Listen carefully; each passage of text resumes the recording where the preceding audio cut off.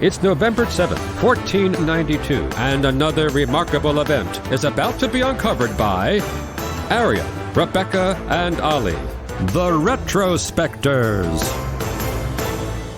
What the frick was that? Someone inevitably said today in history in 1492 when the Ensisheim meteorite, named after the hamlet in modern-day France, adjacent to the wheat field where it impacted, came hurtling down from the heavens, becoming Earth's first meteorite impact with a confirmed date. Yeah, and they would have said this near curse word.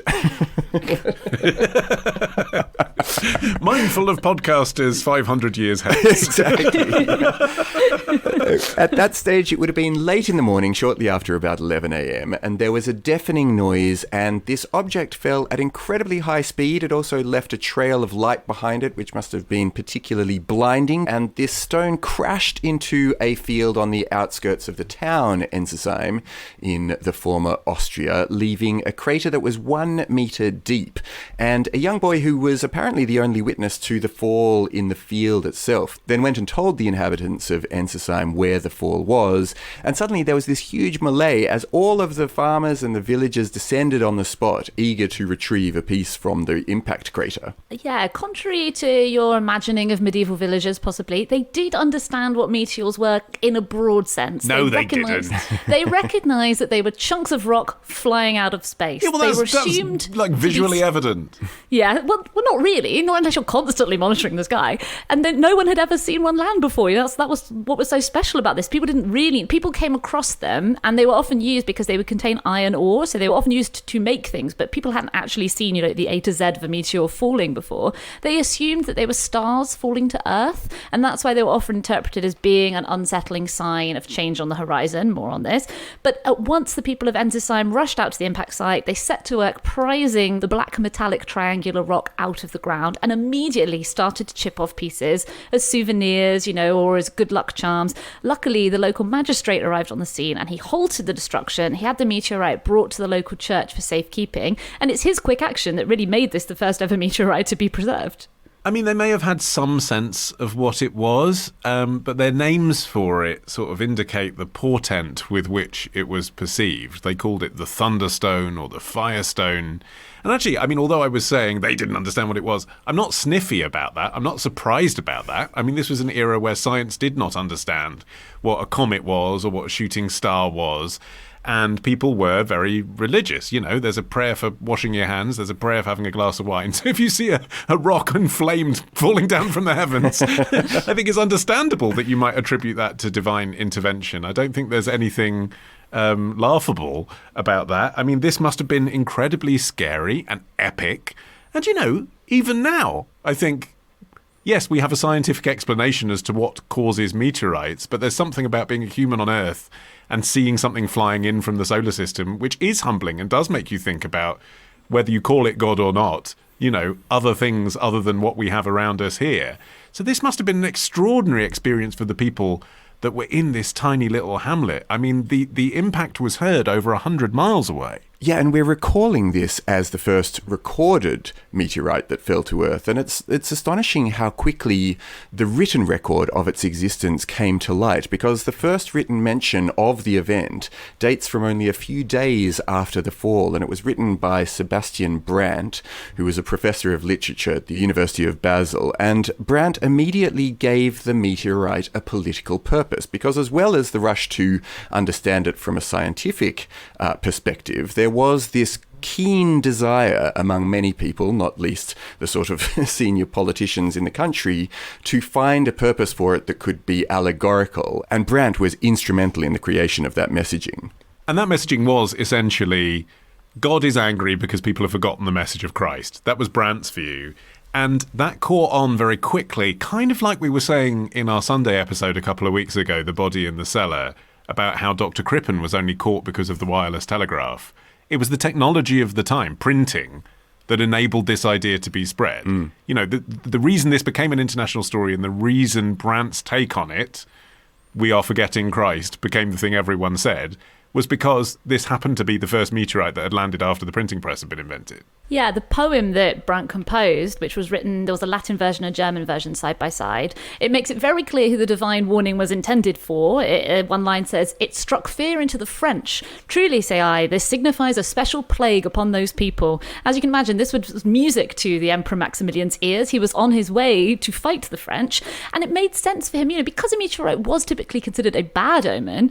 As the ruler of the area, it was very much in Maximilian's interest to get out ahead of the story and make it very clear that the bad omen was aimed at his enemies.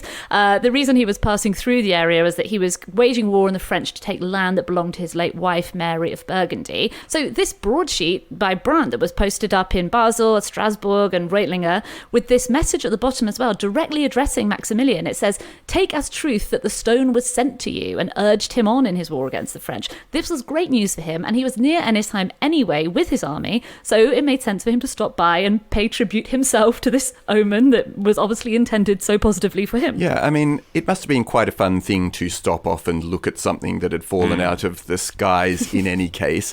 Plus, the next thing he was meant to do was go and, personally lead his army into battle against the French, which may or may not have gone very well for him. So it must have been a nice little rest stop. It's a good bonding session, isn't it, for your team? Yeah, you got to do something. Yeah, should we go see this meteorite, guys? Yeah. So he stopped off. He asked for the stone to be hung in the choir of the church.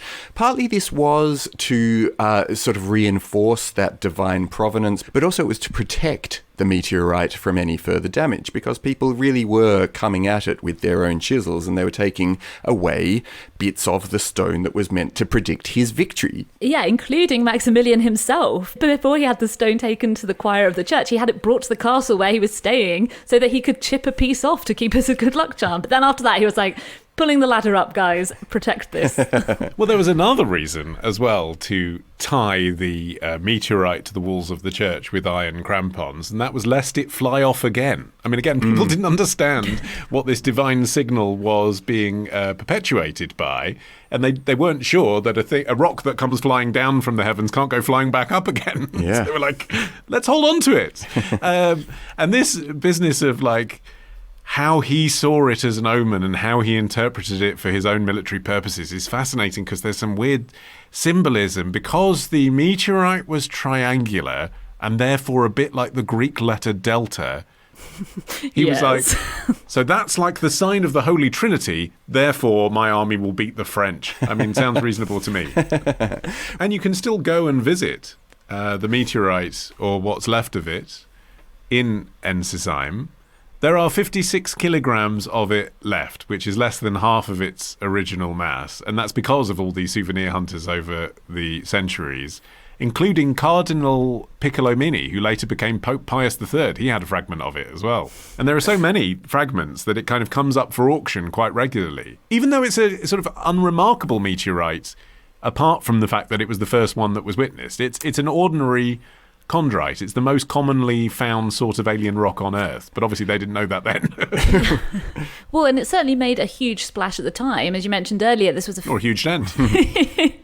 This was the first meteorite of the printing press era, and soon the news about the Ensisheim meteorite had reached all over Europe. The next year it appeared in the Nuremberg Chronicle, which is kind of fanciful history of the known world from the ancient times to the present, as it was then, drawing more heavily on the Bible and mythology than a modern historian might do. But in that book, it got a little woodcut. There was a little woodcut illustration of the Ensisheim meteorite. On a page it shared with an account of a destructive freak lightning storm in Istanbul. So it was seen as being an event that was worthy of being in a chronicle of world history. And even as late as 1503, so more than 10 years later, Maximilian was still invoking the meteorite as he attempted to raise money for a crusade, claiming that it was also a divine sign of his victory over the Turks.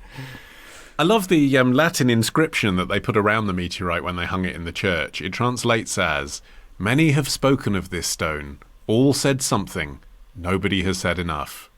It's like they're writing our show notes for us. Yeah. Tomorrow. He's devastated and he's enraged. He was very ripe to fall into the role of the murderer. Ditch the ads and get a Sunday episode when you join Club Retrospectors. Patreon.com/Retrospectors.